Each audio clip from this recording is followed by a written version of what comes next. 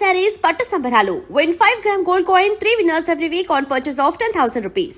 Important. అవును 100% studies కావాలి. 100% important. First place, second place ఆ స్కీమ్ లేదు. ఏంటంటే ఏంటిది అంటే చిన్నప్పుడు క్లాస్లో కానీ లవ్ స్టోరీస్ లాంటివి ఏం లేవా? అంటే అమ్మాయిలతో గొడవ పట్టాలు, అమ్మాయిలు ఇంకా నేను ఎవరిని చేస్తే వాడిని లవ్ చేయాలి తప్ప మొత్తం హాస్టల్ లైఫ్ మంది. ఇంకెవరిని లవ్ చేస్తాం? అంతేనా? బీటెక్ అంటారా? చేరిన ఫస్ట్ ఇయర్ జాయిన్ అయ్యాం. మామూలుగా అంటే నాకు గుర్తుండి 8 సబ్జెక్టులు, 8 ప్రాక్టికల్స్ ఉంటాయి. ప్రాక్టికల్స్ కాలేజ్ వాళ్ళే పాస్ చేస్తారు, ఇంకా 8 బయట. నేను అప్పుడు కూడా నాకు తెలిసి 16 సబ్జెక్టులు కదా లెక్క ప్రకారం. 8 పాస్, 8 బయనే నాన్న అని చెప్పాను నేను. 8 పాస్ అయ్యావా అంటే ఆ పాజిటివ్ వేలో ఉన్నారు. ఏ రోజు ప్రెజర్ లేదు మనకి వెనక నుంచి. పోయిన వాటి గురించి అడగలే, పాస్ అయినా ప్రాబ్లం ఏంటంటే ఆ 16లో 8 కాలేజ్ వాళ్ళే పాస్ చేస్తారు. ఓకే అయ్యో ఇదేదో దాని ఏదో అంటారు ప్రాక్టికల్స్ ఏదో అవి వాళ్ళే పాస్ చేస్తారు. ఇంకో 8 మనం పాస్ అవ్వాలి. దాంట్లో నేను 1-2 పాస్ అయినట్టున్నా. ఇంటర్నల్స్లో వాళ్ళు పాస్ చేస్తారు, ఇంటర్నల్ ఎగ్జామ్స్ అంటారు వాటిని. ప్రాక్టికల్స్లో వాళ్ళు పాస్ చేసి ఇంకా సెకండ్ ఇయర్కి వెళ్ళినా కూడా మళ్ళీ దాంట్లో చాలా వరకు పోయినాయి. అప్పటికి ఎన్ని పాస్ చేయమని నేను మోకాల మెట్లు కూడా ఎక్కా. తిరుపతి కదా. అవునా? ఓకే. ఏంది పైకి మొత్తం ఎక్కాం, దేవుడు పాస్ చేయలేదు ఏంటి అని అప్పుడు అనుకునేవాడిని. ఇప్పుడు అనిపిస్తుంది దేవుడు మనం అడిగింది చేయడు, మనకేం కావాలో చేస్తాడు. నిజంగా పాస్ అయ్యి ఉంటే మన పరిస్థితి ఎలా ఉండేదో. ఇప్పుడైనా కొంచెం బెటర్ పొజిషన్లో ఉన్నాను నాకున్న నాలెడ్జ్కి. ఓకే. అంటే అప్పట్లో అంత దైవభక్తి ఉండేదా? మోకాలతో వారానికి 2-3 సార్లు మా ఫ్రెండ్స్ అందరం కలిసి తిరుమలకి వెళ్ళేవాళ్ళం. నడుచుకుంటూ వెళ్ళేవాళ్ళం, బైకుల్లో వెళ్ళేవాళ్ళం. అది ఎలా అలవాటు అయిపోయిందంటే పైకి వెళ్ళి రాంబాయి అదే టిఫిన్ తినేసి వచ్చేసేవాళ్ళం. కొన్నిసార్లు దర్శనానికి పోకుండా ఫుల్ క్రౌడ్ ఉన్నారులే ఆ టైప్లో. అలా సబ్జెక్టుల కోసం ఒకసారి మోకాళ్ళ మెట్లు కూడా ఎక్కాం. ఏది చేతులు కింద పెట్టుకున్న మోకాలతో. అదే చెప్పాను కదా, అప్పుడు ఫీల్ అయ్యా ఏంటి దేవుడు మనకి పట్టించుకోలేదు, అన్ని సబ్జెక్టులు మళ్ళీ పోయినాయి అని. ఓకే. కానీ అర్థమైంది మనకు కావాల్సింది ఇస్తాడులే. అంటే డిస్కంటిన్యూ చేసిన తర్వాత ఇక సినిమా ఇండస్ట్రీకి వచ్చారా డైరెక్ట్? లేదు, డిస్కంటిన్యూ చేసిన తర్వాత నెట్వర్క్ మార్కెటింగ్ చేశా. అదే ఇద్దరిని చేర్పిస్తే 1000 రూపాయలు, ముగ్గురిని చేస్తే ఏదో చేసాం. అది ఒక ఒక దగ్గర కూర్చొని బాగానే వచ్చింది. మధ్యలో ఎవడో చీటింగ్ చేసాడు. అది ఎక్కడో ఒక దగ్గర ఆగిపోద్ది. యాక్చువల్గా బాగానే జరుగుతుంది. వాడు ఎవడో మధ్యలో ఇప్పుడు క్రౌడ్ పెరిగిపోతా ఉంది. 1600 మంది వచ్చారు కింద. ఓకే. మనం మామూలు 1600 మందిని జాయిన్ చేశారు. మనకి ఇంగ్లీష్ సరిగ్గా మాట్లాడలేం కానీ ఏదో ఒకటి చేసి స్పీచ్ ఇస్తాం, జనాలను కూర్చోబెట్టి మోటివేట్ చేస్తాం అనమాట. మామూలుగా 100-200 మందికి చెప్తే 1-2 జాయిన్ అవుతారు. అలాంటిది 1600 మంది మన కింద జాయిన్ అయ్యారంటే 100 మందికి చెప్పాం. చెప్పి ఫుల్ జాయిన్ చేసాం, తిరిగాం. మధ్యలో ఎక్కడో డిస్టర్బ్ అయ్యి కంపెనీ ఆగిపోయింది. ఆ తర్వాత మళ్ళీ ఇంటికి వెళ్ళి మీ సేవ అని అది చాలా బిజినెస్లు పెట్టి లాస్ట్కి ఇలా వచ్చేసాం.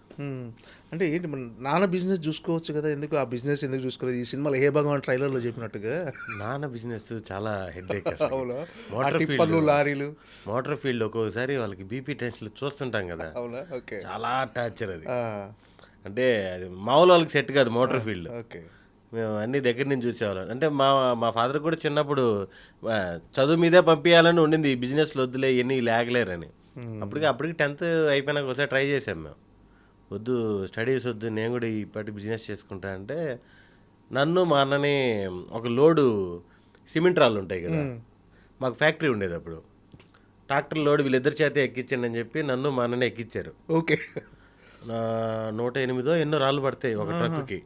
అన్నీ మీరే మోసుకెళ్ళి దాంట్లో పెట్టి ఒక లోడ్ తీసుకెళ్ళాము. అక్కడికి వెళ్ళి నాకు గుర్తుండి ట్రాక్టర్లకి అప్పుడు ఏదో నొక్కితే లిఫ్ట్ ఇలా ఏదో నొక్కేసాం అనుకుంటా నేను. అది ఇలా పైకి లేసి అన్ని కింద పడి పగిలిపోయినాయి. మామూలుగా అన్నీ ఒక్కొక్కటి తెచ్చిపెట్టాలి. మన తెలివి అలా ఉండేది 10thలో. ఆ తర్వాత అయిపోయినాక నేను చదువుకుంటానని చెప్పి ఒప్పేసుకున్నా. ఇవన్నీ మన వల్ల అవదని. మా అన్న మాత్రం నేను చదువుకోను, నేను ఇదే చేసుకుంటా. ఆ టైంలో మా అన్న స్ట్రాంగ్గా ఉండి కూడా ఇంటర్మీడియట్ నుంచి అటు వెళ్ళిపోయాడు. ఓకే. నేను ఏంటంటే సినిమా ఫీల్డ్లోకి అసలు ఎలా ఎంట్రీ జరిగింది, రావాలని ఎందుకు అనిపించింది అసలు? అదే నేను పిచ్చి బిజినెస్లు అన్నీ చేసి ఎన్ని చేతులు కాల్చుకోలేదు. అంటే ఏమైనా లాస్ అయ్యారా బిజినెస్ల వల్ల, ఇలాంటి వాటి వల్ల? లాస్ అవ్వడం అంటే మీ సేవ కానీ నాన్నతో చివాట్లు తినటం ఏంటరా? మా ఇంట్లో చెప్తున్నాను కదా, ఆ ప్రెజర్ ఎప్పుడు ఇవ్వలేదు మాకు. ఒకవేళ మిస్టేక్స్ చేసినా కూడా ఒకవేళ నాన్న అమ్మ తర్వాత మా బ్రదరు వాళ్ళిద్దరు కాకుండా మళ్ళీ ఇక్కడేనా ఎవరో ఎక్కడో చోట నాకు సేఫ్ ఉంది. అమ్మా నాన్న కాకపోయినా బ్రదర్ అయినా నన్ను కొంచెం అడ్డుకునేవాడు, ఏమైనా అవసరమైతే హెల్ప్ చేయడం కానీ. మా బ్రదరు, మదరు, ఫాదరు ముగ్గురు ఆల్మోస్ట్ ఒకటే నాకు. ఓకే, ఆ పొజిషన్లో ఉండేవాళ్ళే. నేను ఒక ఏజ్ గ్రూప్ అయినా కూడా సరే ప్రొటెక్టివ్గా ఉండేవాళ్ళు. ప్రొటెక్టివ్గా ఉండేవాళ్ళు. మనకి చిన్నప్పటి నుంచి అలాంటి అడ్డంకులు, ఒకళ్ళు ఏదైనా నష్టపోతే తిట్టడం అలాంటివి ఏం లేవు. ఒక టైంలో ఫ్రెండ్స్ లండన్ వెళ్ళి బీటెక్ అయిపోయిన తర్వాత 2-3 సంవత్సరాలు ఉండేసి అదేందో చదువుకొని వస్తున్నారు. మనం ఇప్పుడు పోకపోతే ఇంకెప్పటికి వెళ్ళలేము జీవితంలో అని చెప్పేసి లండన్ పోదామని హైదరాబాద్ వచ్చాను. లండన్ పోదామని ఒక డిగ్రీ సంపాదించి వేరే డిగ్రీ అంటే బీటెక్ కాకుండా ఇంకా వేరే గ్రాడ్యుయేషన్ చేసి. మా అమ్మ తమ్ముడికి, మా మామయ్యకి పొద్దుటూరులో డిగ్రీ కాలేజ్ ఉంది, అక్కడ ఒక డిగ్రీ రాసాం. ఓకే, ఆ డిగ్రీ పేపర్లు పట్టుకుని లండన్ పోదామని హైదరాబాద్ వచ్చాను. ఓకే, ఐఎల్స్ కోచింగ్ జాయిన్ అయ్యాను. జాయిన్ అయ్యి ఆడ కూర్చున్న తర్వాత వాడు లిజనింగ్, స్పీకింగ్ ఏందేందో అంటున్నాడు అమీర్పేటలో. ఒరే ఎంత ఎమోషన్లో కూడా మన డెసిషన్ తీసుకోకూడదు, చదువుకుందామని.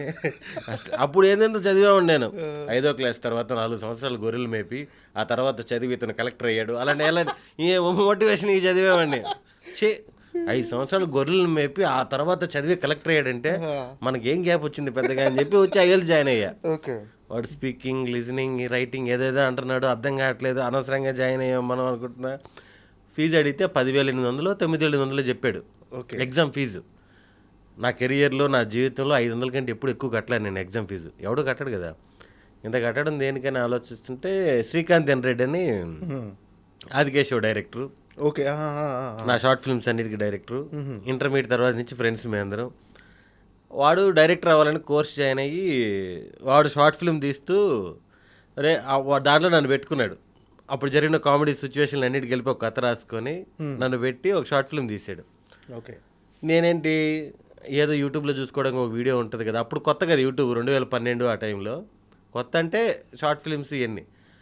అలా తీసింది కెరీర్ ఇలా మారిపోయింది. ఓకే, అప్పుడు ఇండస్ట్రీలో రావడం, ఫోన్స్ రావడం. లండన్ అనేది ఆపేశారు ఇక అక్కడితో, లండన్ వెళ్ళాలన్న ప్రయత్నాలన్నీ. అసలు మనం ఐఎల్స్ దగ్గరే అయిపోయాం. ఓకే, ఆ ఎగ్జామ్ కాడే అయిపోయాం మనం. ఐఎల్స్ మళ్ళీ స్పోకెన్ ఇంగ్లీష్ 2 జాయిన్ అయ్యాం. సీరియస్గానే వెళ్ళిపోదాం ట్రై చేశారు. సీరియస్గా వెళ్ళిపోయి 2-3 సంవత్సరాలు ఉండేసి తిరిగేసి వచ్చేద్దాం, సంపాదించగా చదువుకోవడానికి. అక్కడికి వెళ్ళి ఏం చేస్తాం, మహా అంటే పార్ట్ టైం జాబ్ చేస్తే మన ఖర్చులకు వస్తాయి. నా ఫ్రెండ్ వాడు వెళ్ళున్నాడు నాయుడుపేట నుంచి, బాలు అని.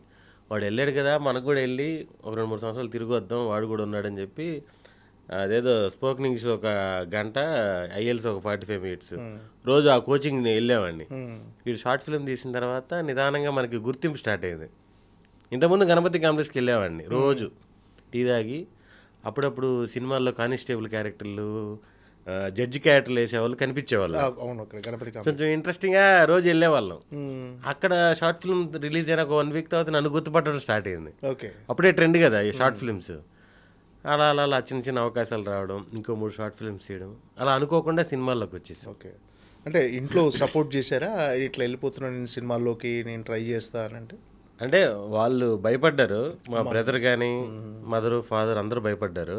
అవసరమా మనకి, ఆడెవరున్నారు తెలిసిన వాళ్ళు, అది ఇది వీడు ఎన్ని తలకి మాసిన పనులు అన్నీ చేస్తుంటాడు వీడు, ఆ టైప్లో ఉన్నింది. ఎక్కడో తెలియకుండా సపోర్ట్ అయితే ఉంది. నేను షార్ట్ ఫిల్మ్ తీసిన తర్వాత ఈ సీడీలకు రైట్ చేసి పంపించాను, DVD ప్లేయర్లో పెట్టి చూపించడం అయింది. వాళ్ళు అవన్నీ చూసి బాగా చేస్తున్నాడు వీడు, ఆ ఫీలింగ్ అయితే ఉంది. ఎప్పుడైతే నిదానంగా అవకాశాలు స్టార్ట్ అయినాయో బుడ్డబుడ్డి, రన్ రాజా రన్ ఫస్ట్ సినిమా, తర్వాత పటాసు, వాళ్ళు థియేటర్లో చూసినప్పుడు చాలా హ్యాపీ అయ్యి జాగ్రత్త జాగ్రత్త అనగానే కొంచెం కంగారు అయితే ఉంది. ఒక టైంలో ఎక్కడో కుమారి 21 సుకుమార్ సార్ వాళ్ళ సినిమా, దాంట్లో వాటర్లో పడిపోయాను, ఆల్మోస్ట్ చనిపోయాడు అని చెప్పేసి ఫోన్లో వెళ్ళిపోయాను. ఇది బ్యాంకాక్లో షూట్? కుమారి 21F కాదు, కుమారి 21F 1 week రిలీజ్ ముందు. ఓకే, ఒక చిన్న సినిమా ఈస్ట్ వెస్ట్ సైడ్ పాలకొల్లో ఎక్కడో గోదావరిలో పడిపోయాను. పడిపోయి ఇంకా ఫోన్లో వెళ్ళిపోయి అక్కడ లోకల్ మీడియా వాళ్ళు వచ్చేసి నానా కష్టాలు పడి బయటికి లాగారు. మొత్తం ఉత్తి గందరగోళం చేశారు. కళ్ళు ఓపెన్ అవ్వడానికి 1.5 గంటన్నర పట్టింది. నాకు తెలుస్తుంది బతికే ఉన్నానని. ఓకే, కానీ కళ్ళు ఓపెన్ అవ్వట్లా. తాగేసి గందరగోళంగా నీళ్ళలోకి వెళ్ళిపోయి నాకు స్విమ్మింగ్ రాదు, ఏం రాదు. అప్పుడు ఇంట్లో వాళ్ళు విపరీతంగా తిట్టి, మా బ్రదరు ఇంటికి వచ్చి ఏదైనా ఫైనాన్స్ వ్యాపారం చేసుకుందాం అది ఇది ఇది అంటే అప్పుడు సుకుమార్ సార్కి చెప్పాను, సార్ ఇలా జరిగింది సార్ అని.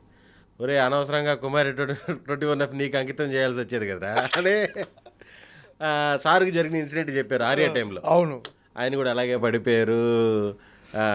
బన్నీ గారు వచ్చి లాగారు, ఒక లైట్ మ్యాన్ వచ్చి ఇద్దరిని కాపాడాడు, అవన్నీ చెప్పారు సరదాగా. అందుకని గుర్తుంది. కుమారి 20కి 1 వీక్ రిలీజ్ ముందు. ఓకే, అంటే ఏ సినిమాది షూటింగ్ అది? అది జానకి రాముడు అని అప్పుడు కావేరీ ట్రావెల్స్ వాళ్ళు ప్రొడక్షన్. జానకి రాముడు సినిమా. ఆ సినిమాకి జరిగింది. అలా భయపడుతూనే ఉన్నారు. కొంచెం పర్వాలేదు, సినిమాల్లో ఫ్రీక్వెంట్ కనిపిస్తున్నాడు అన్నప్పుడు కొంచెం ధైర్యం. అంటే ఆ టైంలో అమ్మ నాన్న బాగా భయపడ్డారు, ఎందుకు ఇదంతా?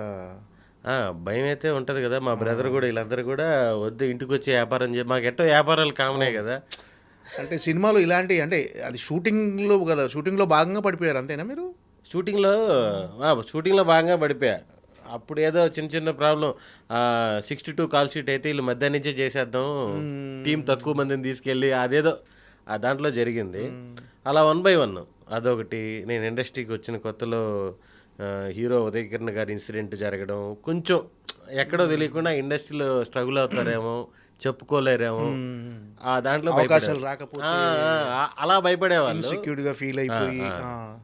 ఆ తర్వాత నేను నలిగాను కదా, సినిమాలు కనిపిస్తున్నాను, పర్వాలేదులే ఏమైనా ఉంటే మేనేజ్ చేసుకోగలరు అన్నప్పుడు ఇంకా వాళ్ళు ధైర్యంగా ఉన్నారు.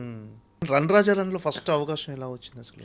నాకు సుజిత్ గారి నుంచి ఫోన్ వచ్చింది. అదే సుజిత్ గారు, టీం అశ్విన్ వీళ్ళు ఫోన్లు చేశారు. అప్పటికి నేను అందరికీ ఫ్రెండ్ రిక్వెస్ట్లు పెట్టేసి ఫేస్బుక్ బ్లాక్ చేశారు.